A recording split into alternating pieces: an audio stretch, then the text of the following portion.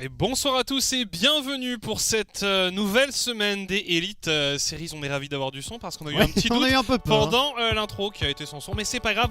On vous retrouve donc pour cette nouvelle semaine, plein de matchs à venir et notamment plein de décisions qui vont se faire au niveau de la course au playoff. Et je suis très content qu'on soit de retour en studio et plus dans mon salon avec Oui, mes hideux rideaux en fond, tout simplement. Ça va bien se passer aujourd'hui. Comme vous le savez, pour ceux qui nous suivent, vous pouvez nous rejoindre sur Twitter avec le hashtag ESLOL pour venir discuter de la Ligue. Et comme Pololax le disait, la course au playoff continue aujourd'hui alors que c'est la dernière semaine, ce qui est exceptionnel. Toujours des matchs à enjeu. Et on va voir ce que ça va donner tout simplement. Oui, on a potentiellement 4 équipes qui peuvent encore tirer leur épingle du jeu. C'est assez rare d'avoir un scénario aussi indécis en étant aussi proche de la fin. Il reste que 2 jours, il reste ce lundi, ce mercredi à jouer. Certaines choses peuvent se jouer dès ce soir, mais on peut en effet avoir encore beaucoup de choses. Et je dois juste checker parce que la musique est en train d'être beaucoup trop forte dans mon casque, donc je te laisse continuer. Casser les oreilles, mais de toute façon pas grand chose à dire effectivement pour ceux qui ont un petit peu suivi la semaine passée. Le KV Mechelen et les Sevenay malheureusement n'ont plus l'occasion d'aller jusqu'en playoff. Côté du top, le KRC Genk est certain d'y aller. Ils n'ont pas encore lock la première place malheureusement.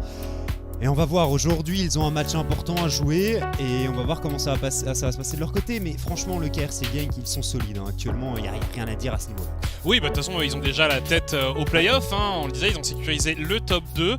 Mais on va avoir l'occasion de regarder un peu les highlights, ce qu'il s'est passé au cours des semaines passées. On a envie de revenir un peu sur l'histoire de 7am qui devait absolument réussir et qui malheureusement s'est incliné par 2 fois. Ouais, ils ont perdu les 2 matchs de la semaine passée. Cette game était ultra close contre les Sector 1. On les voit ici arriver à remporter un teamfight alors qu'à 15 minutes de jeu, ils étaient 10 à goal derrière. Et malheureusement, teamfight de fin de la partie ici. C'est une Funeral sur Saleona qui fait check le buisson dans lequel les 7M tentaient de faire un trap. On survit pendant longtemps, on arrive à temporiser. Les Sector 1 collapsent, gagnent la partie sur ce teamfight ici qui est très bien négocié de leur part. Bonne idée côté 7M, petit souci au niveau de l'exécution. Ouais, c'était une semaine compliquée, on les voyait jouer sous pression et pourtant dans cette game ils sont pas passés loin. Ils ont tenu tête au Sector 1, mais malheureusement pour eux ça n'a pas été suffisant. L'autre game importante pour eux, c'est finalement la game de l'élimination, c'était face aux Lowland Lions. Et malheureusement ils se sont retrouvés contre des Lowland Lions qui avaient un petit peu repris du poil de la bête et qui ont commencé à jouer correctement dans ce split. Et ils ont juste été meilleurs, il n'y a rien à faire, les 7M qui n'ont pas pu faire grand chose sur cette partie. Gros manque de dégâts au niveau de la team avec ce Zilean au mid. Ils sont tombés derrière en early game et Zergoth sur son grave est tout simplement détruit. Ouais, clairement, les Lowland Lions qui se sont réveillés au pire moment pour les 7am finalement. C'était une équipe que l'on pensait être abordable pour les 7am, étant donné leur état de forme, l'état de forme respectif des 2 équipes. Et voilà, malheureusement, c'est ce jour-là que Urban a choisi pour se réveiller et puis que le reste des Lowland Lions est parvenu à suivre. Donc voilà, une équipe de plus qui est définitivement out, mais elles ne sont que 2. Il n'y a que les 7am et les KV Mechelen qui sont complètement out. Donc non, clairement on va avoir un scénario rocambolesque jusqu'au bout, mais les 7am qui auront quand même tout donné. Il y a eu un changement d'effectif au milieu du split pour tenter de pallier à certains défauts. Malheureusement pour eux ça n'a pas été suffisant, mais ils se seront bien battus. J'espère vraiment que la line-up va rester ensemble pour le Summer Split prochain parce qu'il y a du potentiel dans cette équipe, on le dit depuis le début et très franchement c'est un effectif qui a progressé et ils nous ont montré du bon, notamment sur les dernières semaines.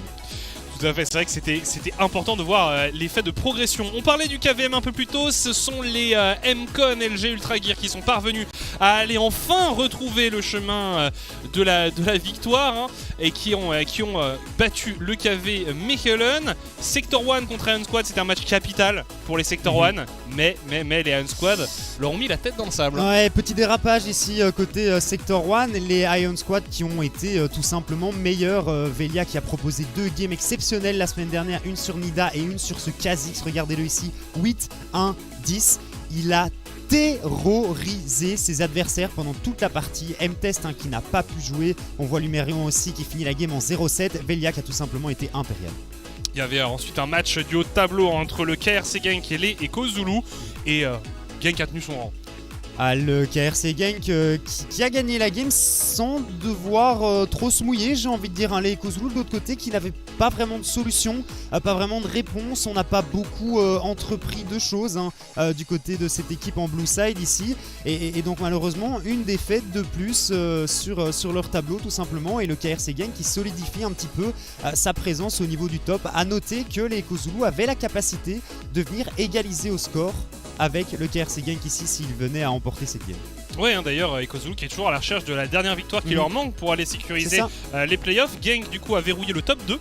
Ça c'est une excellente nouvelle, ça veut dire qu'ils seront dans le haut du bracket, dans le bracket Juggernaut. On avait ensuite, on a de nouveau MCon contre KVM, il me semble qu'on avait déjà vu ce move, mais on l'a vu c'est celui-là pas grave. effectivement. C'était Scood qui se baladait. Et Scoot qui se baladait et Kreumel qui a pu ressortir sa Vex, qui a fait un très très beau move avec sa Vex. Et ça c'était le move de la semaine. Ouais. Avec Zergot qui avait tout donné. C'était un petit peu la rédemption de Zergot, effectivement, alors qu'on rejette un petit coup d'œil aux résultats de cette dernière semaine, de ce mercredi dernier plutôt, avec Lion Squad qui avait gagné contre les Sector 1 comme on vient de le voir, les 7M qui s'étaient inclinés contre Lowland Lions, le KRC Genk qui l'avait emporté facilement contre les Echo Zulu, et les MCon LG Ultra Gear qui avaient gagné contre le KV Mechelen. On rejette un coup d'œil au classement, du coup à l'heure actuelle on le disait, Genk qui a verrouillé le top 2 et qui est toujours en tête du classement. Iron Squad qui a verrouillé les playoffs. On ne sait pas encore en quel seed, mais ils sont sûrs d'être dans le top 4. Et on parlait de cette lutte, et bien Echo Zulu, MCon, Lowland Lions et Sector 1 sont toujours dans la course, évidemment avec des probabilités plus ou moins élevées d'y arriver, avec des chemins plus ou moins périlleux, mais tous peuvent encore le faire. On aura d'ailleurs l'occasion d'y revenir un peu plus tard. Enfin, on le disait, Team 7AM et le KV Mechelen qui sont définitivement éliminés. Oui, mais c'est seulement 2 teams sur 8 au final, alors qu'on entame la dernière semaine, les 2 derniers jours de saison régulière tout simplement. Et moi, ça me fait plaisir de voir qu'aujourd'hui, on va avoir l'occasion de caster beaucoup de matchs à enjeu. Ouais. Et on espère que ce sera la même chose pour mercredi. Ouais, non, clairement, on espère que le suspense ira jusqu'au bout. Il y aura même peut-être des choses qui se décideront en tiebreaker, même si les scénarios commencent à s'affiner. C'est compliqué les tiebreakers. Mais il y aura peut-être toujours cette possibilité, pas forcément en tiebreaker en termes de matchs joués, mais en termes d'égalité qui seront résolus par des tiebreakers. C'est une chose qui est certaine, ça. Même s'il y a des tiebreakers, aucun match ne sera joué. On en a un petit peu discuté et au vu des scénarios, les teams sont déjà départagés avec les 2 autres règles qui viennent avant de devoir jouer un match tout simplement. Donc clairement, on aurait pu avoir plus de spectacles. Mais en tout cas, ce que je veux dire, c'était au niveau des tiebreakers. On a vu les règles de tiebreaker la semaine passée. On est revenu avec donc les oppositions directes, le nombre de matchs gagnés dans la deuxième partie du split. Et c'est vrai que quand on se retrouve avec les concurrents actuels, normalement, il n'y a pas de scénario où ils s'affrontent. Ils doivent jouer un match supplémentaire. Normalement, tout peut être départagé de cette manière-là. Ouais, c'est ça. Bon, alors on avait eu envie de voir un petit peu et de discuter un peu plus amplement des teams qui pouvaient toujours aller en playoff, de ces 4 teams dont on vous a parlé, notamment les Sector 1 qui ont encore la capacité d'aller accrocher les playoffs. Et bon, on va voir comment ça va se passer pour eux aujourd'hui. Notez que les Sector 1 n'ont plus vraiment trop le droit à l'erreur avec leur défaite contre les Ion de la semaine passée. C'était la glissade qu'ils ne pouvaient pas réellement se permettre. Maintenant, on va voir comment ça va se passer pour eux aujourd'hui, mais j'espère qu'ils vont pouvoir nous proposer du beau jeu. Oui, de toutes les équipes qui sont présentes ont quand même gros à jouer. Il y a beaucoup de scénarios assez variés qu'on va pouvoir découvrir. Mais clairement, il y a... Sector 1 doit se mordre un peu les doigts par rapport à ce début de saison où ils ont dû jouer avec un remplaçant ou où Lumerion n'avait pas pu être présent. Et du coup... oui, forcément, il y aura ce regret, ces défaites qui se sont accumulées sans avoir l'effectif complet. Après, finalement, c'est assez intéressant de voir que c'est quelque chose qu'on peut dire de beaucoup d'équipes qui ont été présentes jusque-là. On pourrait notamment citer MCon ou la team 7am qui aussi ont connu des changements d'effectifs. Mais voilà, par rapport au Sector 1, ils ont montré de très bonnes perfs. Une fois qu'ils avaient cet effectif au complet, ils ont vraiment montré de très bonnes choses. Donc ils ont le droit d'y croire. Ils ont vraiment la possibilité de croire dans leur chance. Ouais, et c'est une des deux teams qui a réussi à faire tomber le KRC Gang, car on le rappelle, ils nous ont fait une game exceptionnelle. On pensait qu'ils étaient de retour. Dibou qui fait vraiment de bonnes perfs sur les dernières semaines. Mais par contre, comme on l'a dit, leur défaite d'Ion Squad la semaine dernière, ça leur oblige à venir remporter leurs 2 games de cette semaine s'ils veulent aller en playoff.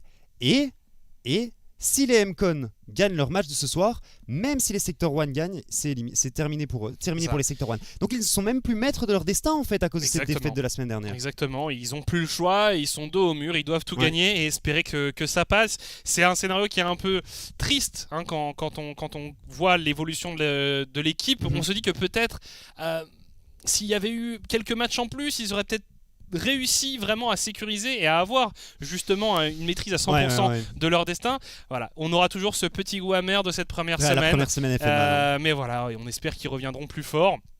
Et que potentiellement ils iront jouer crânement leur chance aujourd'hui et parvenir à aller accrocher une place en playoff. Une autre équipe évidemment qui est dans cette situation, ce sont les Lowland Lions.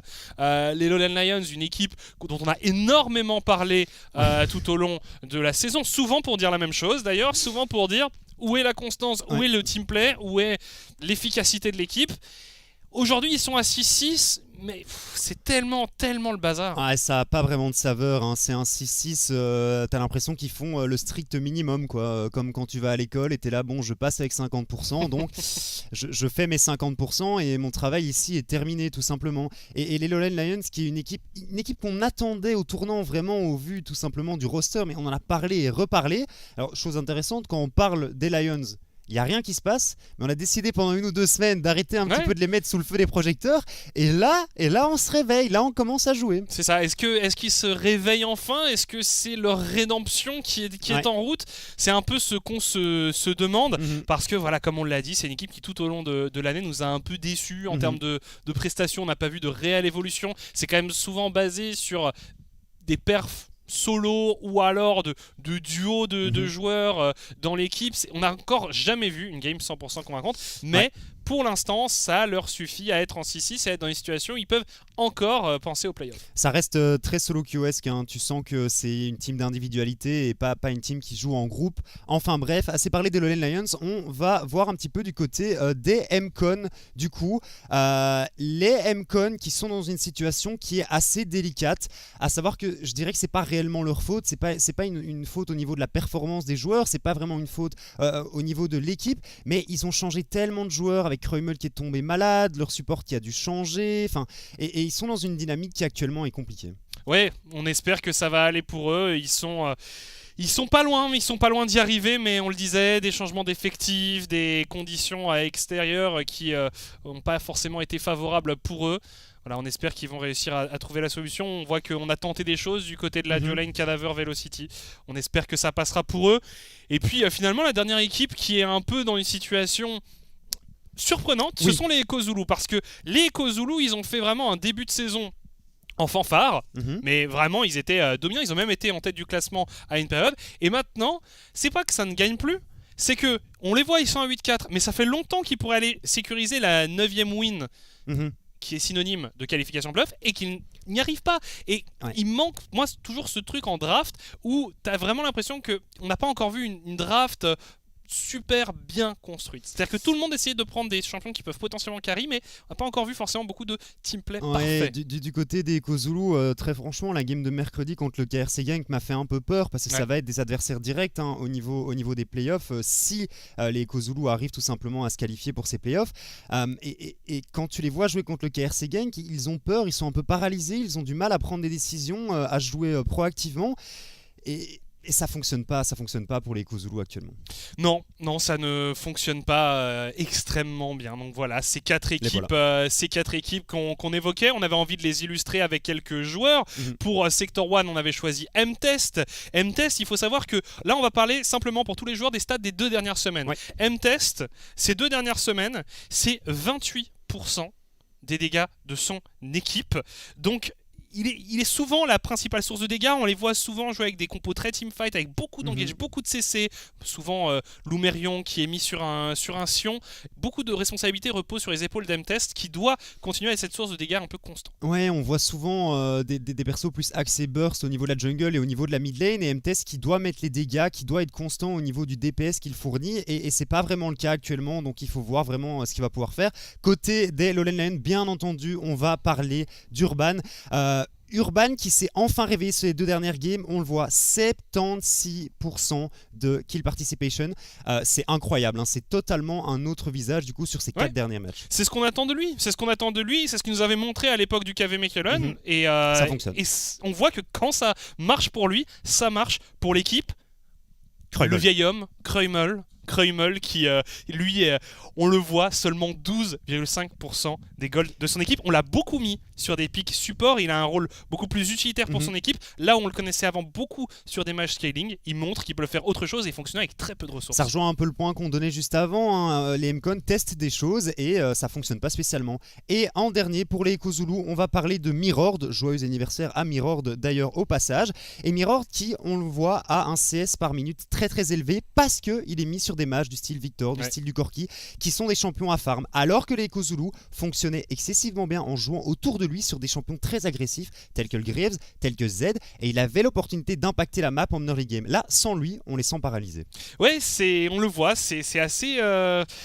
On tente des choses du côté Zip, Kreumel sur des supports, Mirord sur des mages, on tente différentes choses et on approche des playoffs et on essaye justement d'élargir son arsenal. On va regarder un peu le programme, les matchs qui nous attendent justement pour aujourd'hui et pour la semaine, enfin pour mercredi également, pardon. Aujourd'hui, Iron Squad contre KRC Gang, un match passionnant à venir pour ouvrir la soirée. Lowland Lions contre Sector 1, des opposants directs qui s'affrontent en semaine 7. Le scénario est parfait. 7am, KVM, un match pour l'honneur et notre Audi Match of the Week et Kozulu contre MCON, 2 autres opposants directs qui sont également très bien classés.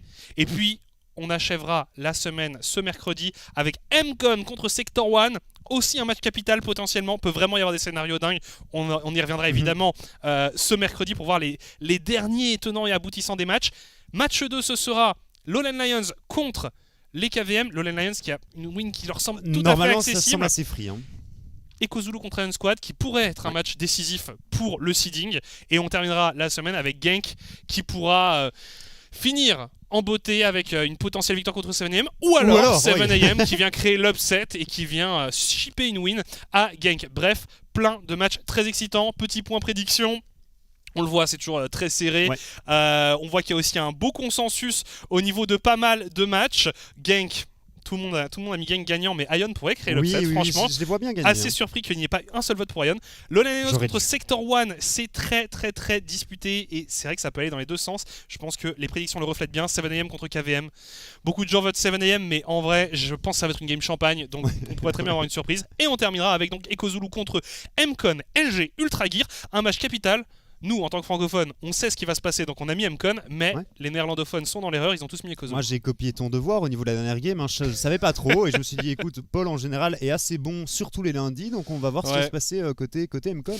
Hein. J'espère faire le 100%, hein, toujours prendre de la distance par rapport à mes adversaires. Moi, je suis loin derrière. Hein. En tout cas, d'ici 1 minute, à la ramasse, on va pouvoir assister à ce match entre les Iron Squad et le KRC Gang. On le disait, le KRC Gang qui a déjà sécurisé son spot dans le top 2, donc quand tu es dans le top 2, c'est un peu ce bonus, tu as le droit à l'erreur, tu as le droit de faire une lose. Et le gagnant de ce match ira lui directement en finale. Donc le top 2 est vraiment très important, c'est vraiment un raccourci vers la finale. Et par contre pour Iron Squad, là, on essaye d'aller justement Accrocher rejoindre le top 2. Genk en top 2. Donc Genk n'a pas grand chose à jouer en soi, si ce n'est d'être sûr de finir premier, d'être quasi sûr de finir premier. Et pour Ion Squad, il y a quand même toujours ce but de finir dans le top 2, on le rappelle, c'est très important. Si Genk gagne ce match-ci, ils sont assurés d'être premiers, parce que personne ne pourra arriver à 11 de toute façon. C'est ça. Donc voilà, il faut gagner pour les deux équipes de toute façon. Et j'attends vraiment beaucoup des Ion Squad sur ce match au vu de ce qu'ils ont proposé la semaine passée. Moi aussi. Leurs 2 matchs étaient exceptionnels. Enfin bref, phase de draft, on va voir ce qu'on va décider de faire du côté du KRC Genk. Est-ce que le Kha'Zix qu'on a vu la semaine passée va être banni? C'est le Veigar plutôt du côté de JB, alors je présume que c'est JB qui l'avait joué la semaine passée. On va voir en tout cas la Zeri ban par Ion Squad, assez normal en Red Side. On précise qu'on est sur le patch 12.4, un patch qui n'a pas révolutionné la méta. Et non, Zeri qui est toujours pick ou ban, de toute façon le perso va avoir besoin de beaucoup de nerfs avant de passer à la poubelle et d'être totalement oublié. La Jinx également. Au niveau des bans, on est sur du classico-classique par rapport à ces dernières semaines. Toujours de la Jinx, toujours de la Zeri, toujours la Diana, de la Gwen. Gnar très puissant actuellement, le Hullbreaker qui est toujours utilisé. On first pick le Rise, on rappelle donc Hullbreaker toujours très utilisé, qui sera nerf sur le 12.5 normalement. Donc actuellement on a encore beaucoup de Graves, de Gnar, Atrox. Atrox on le voyait déjà avant, mais en tout cas, oh, on a piqué le Varus. On a piqué le Varus pour Fliff a priori. Intéressant, ça le deny un peu à Monk, qui est un grand adepte du Varus. C'est assez intéressant parce que sur la dernière semaine et sur les 3 derniers matchs, je pense, en phase de draft, on a vu les teams ban ce Varus. Et là, les Ion Squad intelligents qui viennent et récupérer le Varus et le Corki. Varus létalité. Je ne sais pas, mais avec un Corki, on pourrait déjà partir sur une compo axée poke. Mais déjà, on a tout le noyau de la compo poke.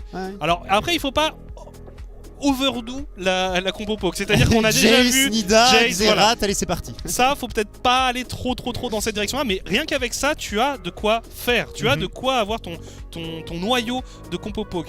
On parlait du Graves, il a été récupéré probablement pour Roba, même si on a toujours la possibilité de le mettre sur Gertas. En parlant de Gertas, il y a toujours la Sejuani qui est open, toujours le Volibear qui est open. On se doute quand même que s'il ne pique pas la jungle maintenant, il va prendre beaucoup de bans. Mais voilà, est-ce qu'on va prioriser la DC? Est-ce qu'on va prioriser la jungle? On verra. Au niveau des ADC, ok, on va prendre les Karim. C'est ce que je disais. De toute façon, pour moi, il fallait prendre une engage ici et c'est Gertas qui est très souvent à l'engage. Donc le Ekarim me convient pas trop mal. Alors, réponse côté Ion, la jungle aussi, ou pas, parce qu'on pourrait se prendre un ban Nidalee et un ban Viego. C'est quelque chose qui pourrait totalement arriver contre Velia. On l'a vu jouer Kha'Zix la semaine passée. Alors, c'est vrai que Velia est quand même un joueur clé de l'effectif des Ion Squad. Ok. On met toute la jungle du côté de la botlane. Ouais, je me disais on va peut-être essayer de sécuriser un jungler parce que Velia c'est un joueur très important qui, s'il est devant, est quand même très efficace. Il y avait le Xin qui était open, qu'il aurait pu récupérer. C'est vrai. On va voir. J'imagine que le Xin va être ban, même si c'est pas une certitude. La Leona en tout cas est enlevée par les Iron Squad. Oui, on va enlever un peu d'engage, peut-être ban un ADC. Après, derrière, pourquoi pas venir ban Aphelios, qui a quand même top tier actuellement. Du côté du KRC Genk, alors on va ban des junglers, mais on décide de plutôt ban la Irelia. Alors on se dit probablement du côté du KRC Genk, il y a trop d'open pour Velia, il a joué trop de trucs, il sera de toute façon sur un champion sur lequel il va pouvoir faire le taf, donc on préfère diminuer un petit peu le champ pool de Nazgûl ici sur la top lane. Ouais, le Kog'Maw qui est enlevé, amusant, le Kog'Maw qui avait été joué en effet par Monk il y a quelques semaines, c'était contre une Zeri d'ailleurs, qu'ils avaient joué Nautilus et Kog'Maw. Ça marchait bien. Et que ça avait pas mal fonctionné du tout. Dernier ban qui va être effectué ici par le KRC Genk. Sur quoi va-t-on se diriger? Sur le fameux Kha'Zix. Mais c'est vrai que tu le disais, Velia, champion pool très varié, très large, donc possibilité de tout de même prendre quelque chose. On le rappelle, le Xin Zhao est toujours open, le Volibear aussi. En vrai, là tu pourrais aller chercher la top lane. Tu prends un truc sur lequel Nazgûl est ultra confo, notamment la Camille, ça marche bien. Ça rajoute un petit peu d'engage. Et tu laisses le last pick pour la jungle et tu mets Velia en condition parfaite pour essayer de venir carry la game. J'aime beaucoup cette draft pour le moment côté Ion Squad. Ouais. Et alors ici tu fais quoi? Aphelios Thresh, ou est-ce que tu pars sur un truc qui est un peu moins classique? Est-ce que tu veux peut-être prendre un enchanteur pour aider un petit peu Numandiel sur son Ekarim? Tu pourrais faire un Xayah Rakan aussi. Notez que Xayah a pris un petit buff tout de même sur ce patch, notamment le build crit, où c'est ultra safe ça, contre la botlane très agressive des Ion Squad en face. On hésite. On va prendre un truc défensif. Ah ben, finalement, le Xayah on prend Rakan, du coup. Bon, ça fonctionne toujours bien. C'est Ouais. toujours une ligne qui fonctionne très bien. Monk a une belle variété de picks. La Nidalee qui est montrée. Alors, justement, on va aller dans le poke à 200% peut-être. Elle est violente, la Nidalee de Velia. Il est très fort, Velia. Il est très fort sur ce pick. Et il va avoir l'occasion de s'exprimer sur sa Nidalee. Il me semble que c'est sa deuxième, sa troisième. Troisième Il game. joue beaucoup Nidalee alors que c'est pas forcément le champion qu'on voit énormément dans la méta à l'heure actuelle. Mais lui, il le fait fonctionner. Il a open ce split des Elite Series en sortant sa Nidalee, et il avait détruit la game. La semaine passée, il a détruit la game sur sa Nidalee. On dit jamais 203. Velia, ta team compte sur toi. Il l'avait dit aussi en interview, de toute façon. Ouais. Son équipe est en confiance quand il est sur la Nida, quand il est en train de piloter ce champion. Donc on va voir comment ça va se passer. Et alors, à noter, Des deux côtés, ça risque d'être assez explosif. à noter pour Velia, c'est le seul joueur qui a eu 2 titres de MVP sur ce split. Parce que jusqu'à présent, ça avait toujours été sur des joueurs différents. Velia, il a été MVP de la semaine 1. Bah, c'est normal. On essaye de mettre en lumière plusieurs joueurs. Normal. Il a été MVP de la semaine 1 et il a été. On était obligé de le mettre en semaine 6, il était MVP aussi. Donc vraiment un jungler qui fait une forte impression. Lui et Gertas, je trouve que c'est un peu les 2 top junglers du moment, dans des styles assez variés. C'est ça qui est marrant. Ils sont vraiment, comme tu le dis, au top au niveau de la jungle, mais t'en as un qui joue plus un style support du côté de Gertas, alors que Velia est clairement en mode carry, un peu plus solo queue, mais pas vraiment, parce que ça joue quand même très bien en team aussi du côté d'Ion Squad. Mais il prend plus la responsabilité lui-même de carry plutôt que de setup c'est ça. pour ses coéquipiers. Bref, les drafts sont faits, les jeux sont faits. Donc une Camille pour Nazgûl, champion qu'on n'a pas forcément tant vu que ça récemment, mais Nazgûl qui a vraiment un champion pool varié et redoutable. Il aura face à lui Roba sur son Graves, un des top picks de la méta à l'heure actuelle. Breaker en fait. C'est ça. C'est même plus le champion à ce niveau.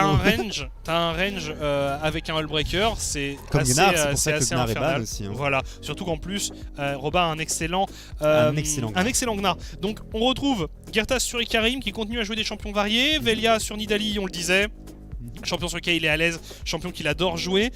Le Corki toujours présent, le Corki qui va nous avoir accompagné tout au long de ce Spring Split saison régulière. Il dérange moins.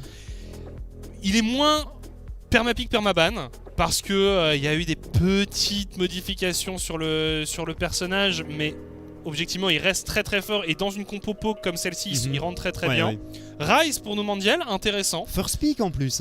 Ouais, first pick en plus. C'est vrai que le Rise first pick c'est pas banal. La décision est où on se dit on va prendre un pick qui est assez safe au niveau de la lane, qui a un minimum de setup pour que Gertas puisse venir ganker, qui a la capacité de wave clear facilement s'il est un petit peu en danger. Le wave clear aussi qui lui permettra de décaler, de venir aider ses coéquipiers. C'est vrai que Numandiel on l'a vu un peu moins en forme la semaine passée, même la semaine d'avant aussi, sur ses games de Harry. À noter qu'il était en vacances. Bref.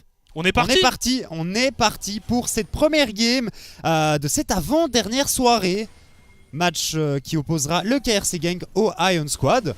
Avant-dernière soirée de la saison régulière. Après, on se lance dans les playoffs. Tu sais que j'oublie tout le temps. Pour moi, les playoffs, c'est un peu un monde à part, un monde fantastique dans lequel on rentrera après cette dernière semaine de saison régulière. On a immédiatement arrêté cette fabuleuse intro parce qu'il y avait Panji qui avait envie d'en découdre. Il y a un petit ping point d'interrogation qui est sorti à côté de Numandiel.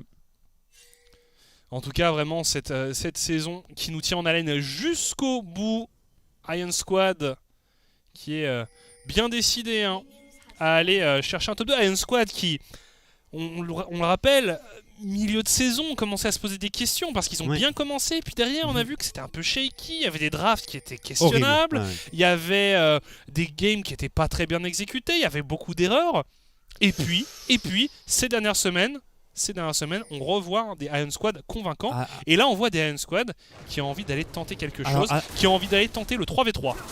Attention quand même, ça reste Xayah Rakan, hein, ça met énormément de dégâts. Le hook qui est parfait, qui vient toucher ici Gertas. Est-ce qu'on a les dégâts pour le faire tomber? Velia qui prend énormément de dégâts en rétribution ici. Le first blood qui est récupéré par Monk. Mais on arrive à trade. Est-ce que Panji va réussir à survivre? Et non, attention, décale de Noumandiel ici.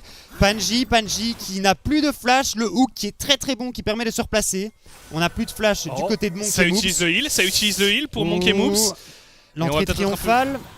Est-ce que l'entrée triomphale va revenir hein, du côté de Moops? Je pense que oui, c'est pour ça qu'il est en train de chase aussi fort. Et non, oui, ça passe sur Flip ici, le hook qui passe en counter sur Monk. Et c'est parfait. On commence sur les chapeaux de roue ici entre Lion Squad et Genk alors qu'on nous annonce une petite pause technique. Ça aurait été dommage de, de pouvoir continuer directement. Alors, je ne sais pas, problème de connexion. Alors je sais pas, j'aimerais bien reparler de ce niveau 1 parce qu'en général les pauses sont assez courtes. Pourquoi les Lion Squad ont décidé d'invade alors que ça reste quand même Xayah Rakan. On le rappelle, hein, Xayah qui a un buff qu'elle peut donner à Rakan, qui augmente son attaque speed, un peu ses dégâts d'attaque, ça marche sur les deux persos. Et Karim qui est pas si nul que ça en early, il a réussi à tempo pas mal et à tanker pas mal. Hein. Donc j'ai pas trop compris l'idée côté Ion parce qu'en pur 3v3, je les voyais pas gagner ou en tout cas pas réussir à s'en sortir sans perte. Ouais, je sais pas, on a eu envie de... Alors c'est Flif qui aurait des problèmes. J'ai pas réussi à tuer les 3 adversaires, go remake. C'est ça. Alors qu'on nous annonce que la pause est bientôt résolue, fort heureusement. Donc comme voilà, d'hab. Hein. Peut-être... voilà. Non mais c'est vrai que généralement on a des pauses très très courtes. Donc pourquoi on y est allé niveau 1? J'avoue, j'ai plus envie de dire parce que c'est Lion Squad. Oui. Et qu'ils aiment bien tenter ce genre de choses. On entend déjà les pings. Donc reparti. ça veut dire qu'on est reparti dans cette game. Une mort de chaque côté. Et Velia qui repart. Hein. Ouais. Velia qui veut pourrir la vie de Gertas. Mais c'est bon. Je pense qu'il a tenté de voir si le Karim allait partir sur son raid parce que Nida peut facilement style le raid. Hein. Attention ici, le niveau 2 qui est récupéré par Panji et par Flif. On met quelques dégâts, mais très très bonne entrée triomphale ici du côté de Moops. Moops qui va reprendre quelques dégâts avec ce hook de Panji qui est passé. Beaucoup même. Hein.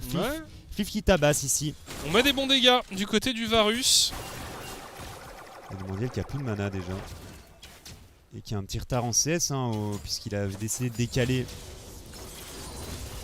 JB qu'on voyait un peu plus tôt là sur son corki, joueur que j'aime beaucoup, une bonne découverte de ce split. Hein. On savait pas forcément trop quoi attendre de ce joueur, alors qu'ici on va avoir peut-être un dive, une spear qui touche sur Monk qui est très très low. On essaye de mettre des dégâts sur la Xayah, Monk qui tient, on arrive à accrocher Moops et finalement Flif qui prend le kill, Panji qui a tanké. On va essayer de doubler pour Flif.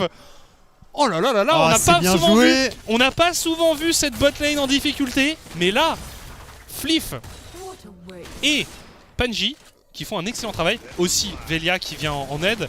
Attention ici, un Nazgûl contre Roba, on a mis l'Ignite, Nazgûl, c'est très très... Il peut pas y aller. Ouais, ben non. Il n'y a pas de flash, côté Nazgûl. Hein. Il n'y a pas de flash, il va se faire outplay avec le flash de Roba. Ah mais Roba a flash aussi, je suis un imbécile. Roba n'avait plus de flash, mais je pensais que Roba allait s'en tirer. C'est vrai, il a joué ultra agressivement Roba ici. Ouh, c'est la débandade du côté du KRC Genk. C'est pas dramatique encore, hein, mais les Ion Squad qui partent à 200 à l'heure sur cette partie. Et on risque d'avoir une petite tête de clown hein, au vu des prédictions qui ont été effectuées du côté du cast. Ah, clairement, on a tous voté. On a tous voté pour Genk. La foi aveugle. Écoute, c'est de bonne guerre quand Ion Squad décide de se moquer de nous. Mais clairement, ils sont très très motivés ici, les joueurs d'Ion Squad. Ils ont amené le danger sur quasiment toutes les lanes, sauf au mid. Mais bon, au mid, avec un Corki contre un Ryze, ce sera un peu plus herbivore comme match-up. Ouais. Non mais ce dive en botlane qui était ultra bien senti et Monk qui a pris l'aggro des creeps et qui a fini par en mourir. C'était terrible mais c'est ultra bien exécuté. Les spears de Velia qui touchent à chaque fois. Enfin, vraiment bien joué, vraiment ultra clean du côté de Lion Squad. Et je suis content de voir ce genre de tentative un peu risky entre guillemets. En Elite Series ici. Ouais, parce que souvent quand même les dives ça se passe pas extrêmement bien. Attention ici quand même, les dégâts qui sont placés sur JB, ça se passe pas extrêmement bien. Donc voilà, en voir un bien exécuté, exécuté en plus assez sereinement, on a vu, on s'est pas empressé, on a fait ça proprement, c'était plutôt agréable. Ici alors, Velia qui va aller sur Roba. Oh, le passage niveau 6, il est quasiment condamné ici Roba. Il est même condamné à 100%. Nazgûl qui prend un deuxième kill. Nazgûl qui prend un deuxième kill sur sa Camille. Aïe aïe aïe aïe aïe. Il avait déjà une brillance. Alors Graves, on le rappelle quand même, Graves ça détruit des lanes quand c'est devant, mais quand ça commence à tomber derrière, le perso c'est un creep canon quoi, il sert plus à grand chose. Avec le Hullbreaker il arrivera potentiellement à venir push quelques tours lorsqu'il sera laissé seul, mais au niveau de ce 1v1, la Camille est déjà ultra bien dans sa partie et son build et son power spike sont tout simplement accélérés. Oh là là, on s'est un peu raté du côté de Panji, Flip qui arrive à mal de dégâts, l'Ignite qui tourne, qui va se faire cueillir par Gertas désormais. Attention, il y a quand même énormément de joueurs de gang qui sont présents. Double et récupéré ici par Gertas. On a bien tanké du côté des joueurs de gang. On a bien partagé l'aggro. Velia qui tente de défendre un peu. Faut faire gaffe hein. Xayah c'est un burst qui est assez incroyable. Attention aux routes ici qui est passé. Est-ce que Moves a décidé de faire quelque chose? Et non, c'est Monk qui décide de tenter d'aller dive et de récupérer le shutdown ici sur Velia. Et les Iron Squad qui viennent un petit peu de balancer la game par la fenêtre. Le KRC Gank qui nous sort un dive bien senti. Et on égalise au score. Égalité parfaite au niveau des goals. Ouais non, c'est assez impressionnant. Ici Roba qui veut venir en découdre avec JB. C'est quand même un petit mid-life qui est mis sur le Corki. Clairement, en un move, Gang qui arrive à rééquilibrer l'équation. Vraiment, là, on est à 7 minutes de jeu, il y a déjà 9 morts. Quand même assez impressionnant. On revoit ce move. Panji qui se rate un peu. Flif qui est déjà mort à ce stade. Et finalement, comme on arrive un par un, eh bien, on tourne bien. Numandiel qui va tanker plusieurs coups de tour. En plus, vraiment, on a plutôt bien géré la prise d'aggro.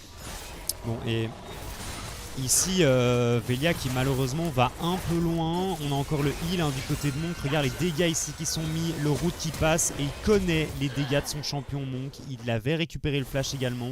Oh, Panji, mais on s'arrête jamais. Attention, Panji qui redécide d'engage ici. La spire de l'Enedy qui va toucher le Rakan. Et Monk, et Moves pardon, qui arrive à disengage parfaitement. Attention tout de même du côté de Xayah, on est assez low. Ils sont tellement en colère tous. Ils sont tellement en colère.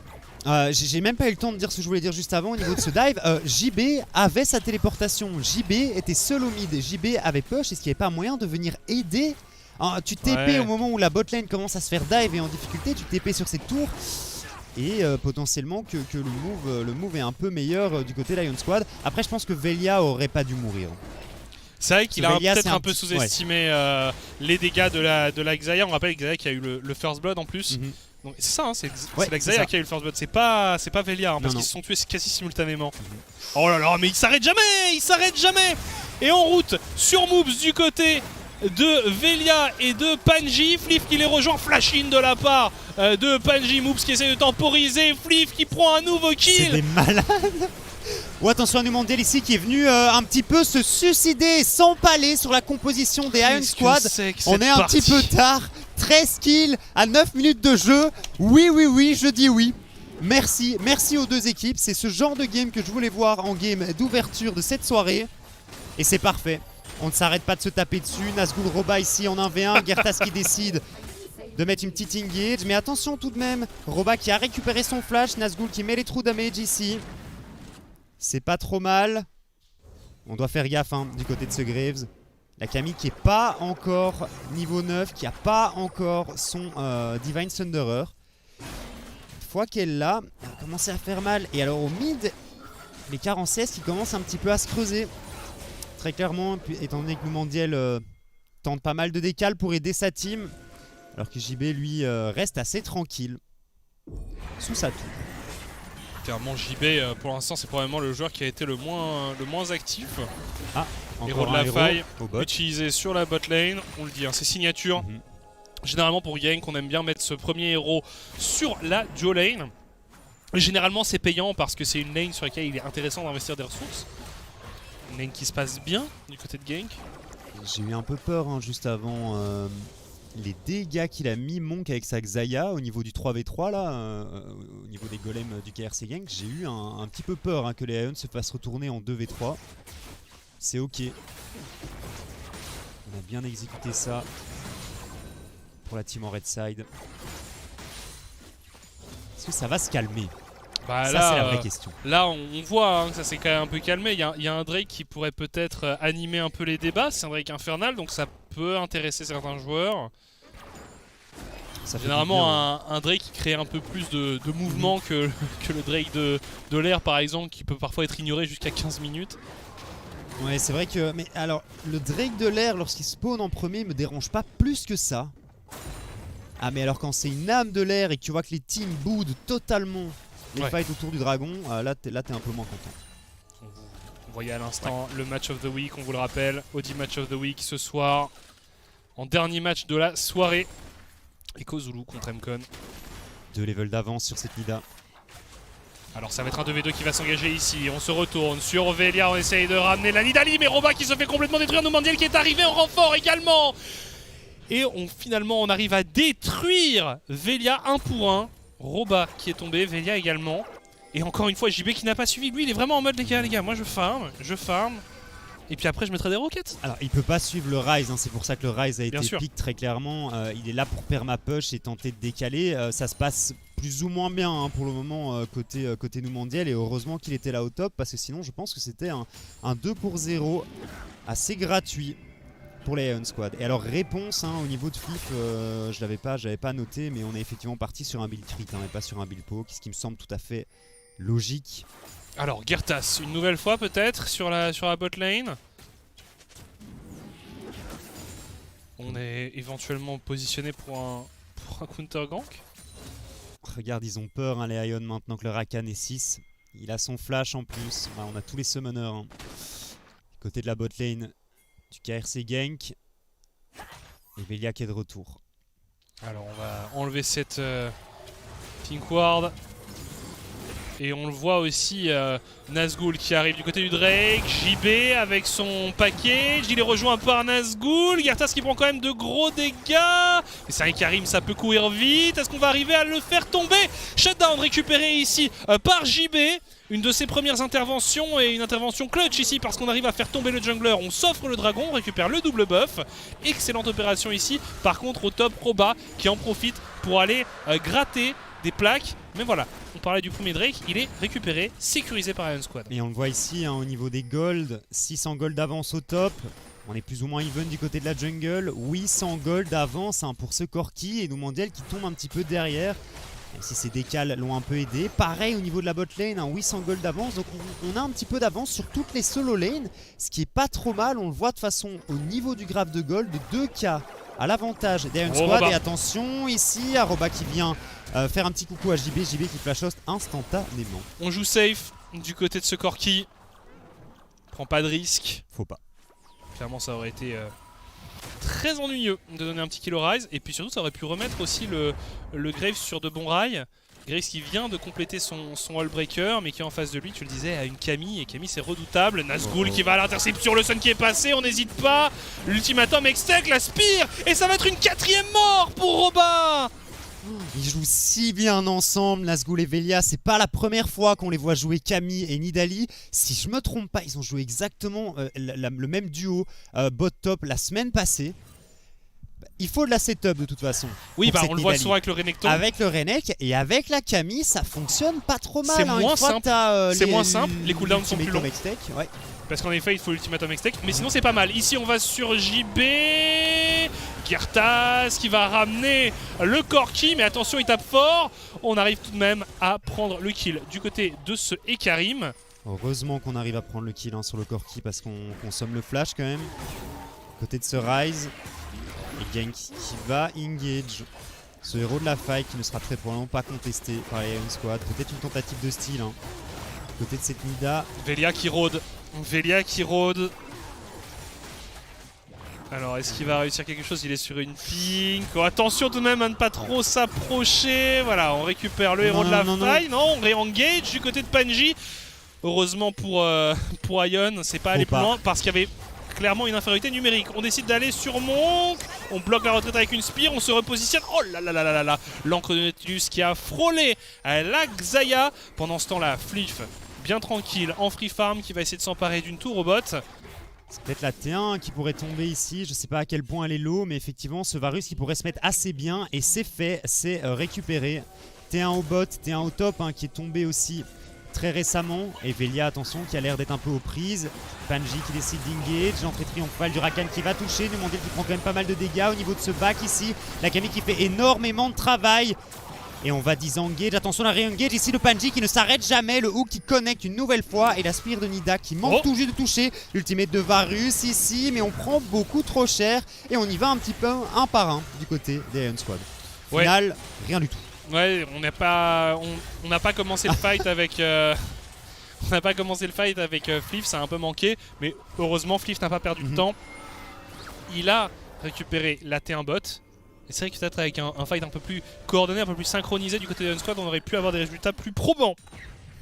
Et Panji sur son Nautilus, les hooks ils s'arrêtent pas, il les touche tous, ça me fait plaisir. Ouais. Très sincèrement, il est là à l'engage et pour le moment il fait un travail exceptionnel. Et puis il joue Nautilus comme il faut le jouer, c'est-à-dire qu'il a pas peur, il voit quelqu'un et il lance son hook et puis voilà. C'est comme ça que tu joues de toute façon, les supports à engage plus ou moins comme ça que tu joues. Oui, mais tout le monde ne le fait pas avec autant de réussite. C'est vrai, c'est vrai. Et pour le moment, il n'a pas encore mis de hook dans un mur en essayant de grab un adversaire, ce qui est pas trop mal. On le félicite. Panji qui, très franchement, fait un bon split. On le rappelle, c'est aussi le coach, pardon. Support et coach, la double casquette côté Iron Squad et côté Panji surtout. Clairement un joueur, mais un effectif qui est très impressionnant je trouve et qui avait déjà pas mal impressionné au cours du split mais qui manquait de constance et là je trouve vraiment que de semaine en semaine ils se bonifient et que pour les playoffs ils vont peut-être arriver à maturité. Alors, je sais pas si ça sera leur forme finale ou s'ils auront encore une marge de progression mais en tout cas on le voit et là ils tiennent tête à la meilleure équipe en termes, si on regarde purement le score, c'est la meilleure équipe de ce Spring Split. Et les Iron Squad leur tiennent très clairement tête. Alors ici le héros de la faille qui est utilisé sur la mid lane. Je sais pas s'il va réussir à charger ou pas. Gertas qui menace un petit peu ses adversaires. Ok, la charge est partie, la tour n'est pas tombée, donc c'est pas exceptionnel comme objectif, très sincèrement. Ça n'apporte pas grand chose. Le route qui est passé sur Panji. L'arrivée de Nazgûl. Attention, c'est Xayah qui fait quand même mal. Alors il y a du monde qui est massé autour de ce Drake. Package pour JB. Et on arrive à se positionner autour de ce dragon Hextech. On va l'engager. Oui, on peut le faire tomber très rapidement. Le dragon est récupéré. Et on n'a pas fait grand chose sur la mid lane pour ça. Du côté de Genk, on arrive à engage sur le Graves. Nazgûl qui arrive en renfort. Le très bon package qui vient complètement scinder le fight de la part de JB qui se retourne et qui vient assassiner Roba. Et c'est la déroute du côté de Genk. On a pris beaucoup de dégâts. On arrive à esquiver l'ultimatum, enfin la charge de la Camille avec son ulti du côté de la Xayah. Moops et Monk qui survivent mais à pas grand chose. Oh là là, et le KRC Genk a vraiment besoin de trouver une engage. Attention, la petite Spire ici qui fait quelques dégâts. Ils doivent trouver une bonne engage, un bon flank côté Moops, un bon ulti côté Gertas. Et JB qui a vraiment détruit le fight avec son package. Là ici, on n'a rien pu faire côté KRC Genk. Et si tu n'arrives pas à engage, si tu prends trop de dégâts de poke avant de pouvoir appuyer sur le bouton. Attention, le flash in ici directement de Panji. Je pense qu'on est décédé côté Gertas. Panji autoritaire. Va survivre et il est ultra autoritaire sur cette partie. Clairement, il n'a peur de rien. C'est lui qui a peur de rien. Tout le temps, Mais les Iron Squad, c'est une démonstration ce qu'ils nous font là. Ça me fait vraiment plaisir de voir une équipe qui tient à ce point la tête au KRC. Mais c'est ça nous annonce des playoffs excitants. Imaginons qu'ils sont tout en BO5 ces deux-là. Ça sera passionnant à suivre. Ouais. On va revoir ici le teamfight. À nouveau un bon engage côté Panji. Le package est exceptionnel. On arrive à bien se repositionner du côté de JB. Et puis les dégâts pleuvent d'un peu dans tous les sens. Monk qui a pas trop l'occasion de faire des dégâts. Il est obligé d'utiliser son ulti de manière défensive parce qu'il y a le grappin de la Camille qui est utilisé pour venir chercher la Dekari. Et alors il y a une chose qui est très intéressante, on va voir ici le petit flash côté Pani. Ah ouais, il n'y a rien à faire. Il n'y a rien à faire. Après, Gertas qui s'approche de la tour, il peut pas la défendre. Donc là, il se donne un peu, le jungler de Genk. On va voir les dégâts de ce teamfight. Oh JB, le package. Ah bah oui. Non mais le package était insane. Il a vraiment scindé le fight en deux. il se retourne, il met une roquette, enfin voilà, c'est un Corki avec un package, ça se respecte. 5k gold d'avance, 2 Drake d'avance pour Ion Squad, c'est pas encore totalement perdu hein, côté gank, mais ça devient compliqué quand même. Hein. Alors surtout que Monk est pas trop mal dans sa partie, Monk a 2 items, mais Monk est sur Xayah.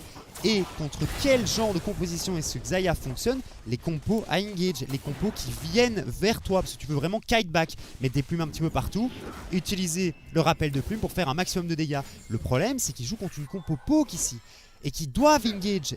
Et Xayah est pas un perso incroyable lorsqu'elle doit avancer vers ses adversaires, tout simplement.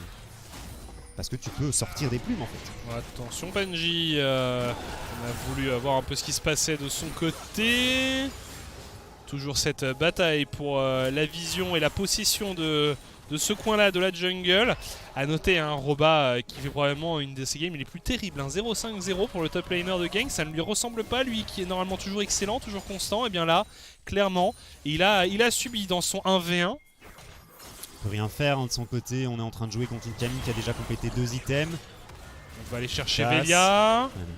Et on a réussi à prendre le Carapateur juste devant le Baron Nashor. Les primes sont actives pour Genk. Je crois que c'est la première fois que Genk a l'occasion d'avoir accès à des primes. C'est quoi ça les gars? C'est un nouveau mode de jeu ou ça faisait longtemps qu'on n'avait pas vu ça. Intéressant à noter que Velia a décidé de partir sur un Lich Bane avec sa Nidalee, donc on va rajouter un petit peu de burst. Oh là là, Moops, on met pas tout. C'est pas passé loin sur le poke. Non. Alors évidemment, on se place en 1-4 avec la Camille. Logique. En side lane. Sa téléportation disponible, prêt à rejoindre ses coéquipiers, prêt à venir les aider si le Baron Nashor devait être entamé par une équipe ou par une autre. Enfin, regarde la Camille après ce 3k gold d'avance hein, de son côté, Velia qui est là également. Oh là là, Roba. mais les claques les claques que Roba prend, qui dit pardon. Excusez-moi, je voulais simplement rester sous ma tour. Je m'en vais. Pas de soucis. Je rentre à ma maison, dit Roba. Quoi qu'il décide de rester tout de même. Panji qui va potentiellement rencontrer Moops ici dans la jungle. Et on met de la vision deep. Mais tu sens que les Ions sont en possession de la game. Hein. Ouais, ils ne veulent pas laisser le contrôle de ce côté de la jungle. Les Ions, ils se battent bec et ongle pour chaque buisson, pour forcer les adversaires à évoluer dans le noir. Moops qui s'était fait engage et qui décide de ré-engage à son tour. Panji qui prend énormément de dégâts. Panji qui va peut-être tomber. Pendant que ce temps-là, Velia et Nazgûl essayent de faire le travail mais se font détruire. Fliff qui fait le travail sur Gertas. C'était finalement 2 morts de chaque côté. Et le Drake qui va être récupéré ici par Velia, puisque son vis-à-vis est décédé. Ça sera une âme de l'air, on le disait, c'est peut-être pas la plus utile, mais l'air de rien, on avance aussi vers le potentiel Elder Drake. Oh, Roba qui prend beaucoup de dégâts. Roba qui essaye de fuir, Numandiel et Monk qui essayent de se positionner pour défendre leur top laner. Attention parce qu'il va commencer peut-être à faire mal. Non, pas encore Numandiel. Monk qui se bat comme un beau diable ici. Et finalement, on va en rester là. Et attention, hein, le trade est clairement à l'avantage du KRC Genk ici. On récupère un shutdown qui est oufissime hein, sur cette Camille. Au final, on prend un Drake de l'air qui est pas incroyable. Comme tu dis, ça avance un petit peu les Ion Squad au niveau de leur âme, au niveau de l'Elder Drake. Et de l'autre côté, on récupère une T1 qui donne une prime aussi pour Ion, pour le KRC Genk. Ça peut être un peu intéressant pour la Camille. Ouais. Ce Drake. Oh là là, qui justement arrive à intercepter Numandiel qui va tomber. Roba et Gertas face à Velia et Nazgûl. L'arrivée de Panji, la téléportation, le doublé de Nazgûl qui fait un très très gros travail. Et le Corki qui arrive avec son package. JB qui a quand même pris beaucoup de dégâts. Et finalement Roba qui va tomber une 6e fois. Ouais, Roba, ça se passe pas excellemment bien hein, sa partie ici. On a réussi à quand même venir récupérer un petit kill. On part sur le Baron Nashor, on ne perd pas de temps du côté des Ion Squad. Gertas est tombé, évidemment. La suite, on la connaît.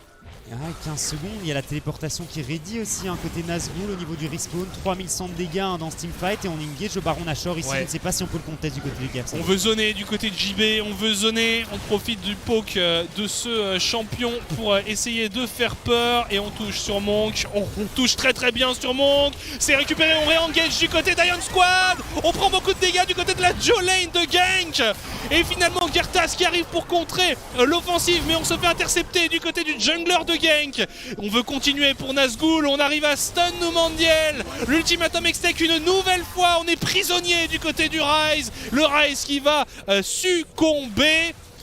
Et désormais on a un Baron Nashor qui est actif, on n'a perdu personne du côté d'Ion Squad et on a 3 joueurs morts du côté de Genk. La T2 qui tombe, on va enchaîner sur la T3 pour Ion Squad. C'est incroyable ce que font les Ion Squad ce soir, ils sont à une forme olympique. Ils sont tellement bien dans leur partie ici, Velia avec son Lich Bane qui va venir détruire ces structures, on récupère un inhib, on récupère un Baron Nashor et les Ion Squad qui sont clairement maintenant maîtres de cette partie. 9k gold d'avance, 2 minutes 20 avant cette âme du dragon des vents et... ils sont trop forts. On parlait dans le pré-show de la forme des équipes, on parlait des résultats des équipes, oui alors les scénarios, mathématiquement, blablabla, comment ça se passe, qui peut encore se qualifier. Mais il y a quelque chose d'autre qui est passionnant à suivre en arrivant aussi proche des playoffs, c'est l'évolution de forme des équipes. Genk qui joue toujours très bien, mais Ion Squad qui leur tient tête et qui même les domine dans cette partie. C'est un scénario qu'on n'aurait jamais imaginé il y a encore peut-être 2-3 semaines. Et là, clairement, s'ils arrivent à proposer ce niveau de performance à Ion Squad dans tous les playoffs, mais qu'est-ce que ça va être serré. Et puis derrière, il y a encore Echo Zulu, il y a encore MCon, il y a encore les Lions, il y a encore les Sector 1 qui ont beaucoup de choses à nous montrer, d'ailleurs qui vont jouer plus tard ce soir. C'est de la folie ces scénarios.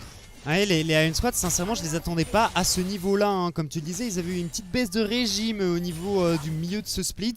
Mais là, actuellement, tu as l'impression qu'ils ont trouvé la recette qui fonctionne. On joue autour de Velia, on le met dans les meilleures conditions possibles pour venir performer pendant une partie. Et là, il a 4 levels d'avance sur Gertas. Attention à Monk qui met quand même beaucoup de dégâts, obligé d'utiliser l'ultimate ici pour éviter ce hook.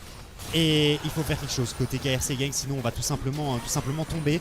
Mais jouer contre une équipe qui a du poke et qui a un Baron Nashor, c'est pas marrant. C'est compliqué. C'est pas marrant ici pour Genk. Et en effet, quand on parle de poke, on voit un JB qui commence à mettre d'énormes claques. On a les spires de la Nidalee, on a les arrows de Fliff. Vraiment technique à négocier ici. Ils sont trop forts. Ils sont vraiment trop forts les Ion Squad, on va voir, il faut qu'on fasse quelque chose. Côté KRC Gang, je ne sais pas si on peut réellement abandonner ce inhibiteur. Roba qui reprend une spear ici. Le souci c'est qu'on prend trop de dégâts, beaucoup trop de dégâts de poke et le pauvre Monk qui peut pas s'approcher pour faire les dégâts avec sa Xayah. Et deuxième inhibiteur qui tombe, le Baron Nashor qui est encore actif pendant une demi-seconde et qui va bientôt être terminé. On a une wave qui arrive au mid. C'est terminé le côté des Ion. On a une wave qui arrive au mid, mais en effet, on n'a plus le Baron Nashor, on essaye d'intercepter Nazgûl, mais Nazgûl tank plutôt bien.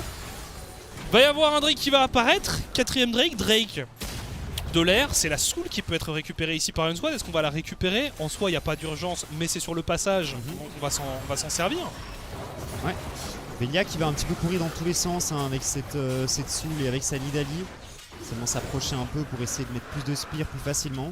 C'est une démonstration côté Ion, ça joue vraiment très bien, j'ai rien à dire. Et le plus impressionnant, je trouve, de la part d'Ion Squad, c'est que c'est une démonstration à tous les rôles. C'est que tous les rôles jouent extrêmement bien, mais Nazgûl, on sait qu'il est bon, mais là c'est peut-être une de ses meilleures games du split. Velia il se balade, JB qui nous sort une très belle game, Fliff aussi excellente prestation, Panji on n'en parle pas. Pour moi Panji clairement une BP, attention. On arrive à engage, on arrive à faire pas mal de dégâts, mais on se retourne pour les Ion Squad. Et c'est la Bérésina pour les joueurs de Genk. Nazgûl qui est encore en vie, on a perdu personne du côté d'Ion Squad. Moops et Numandiel qui sont forcés à la retraite. Monk seul à la défense. On va prendre le 3ème inhibiteur et on va peut-être même aller jusqu'au Nexus.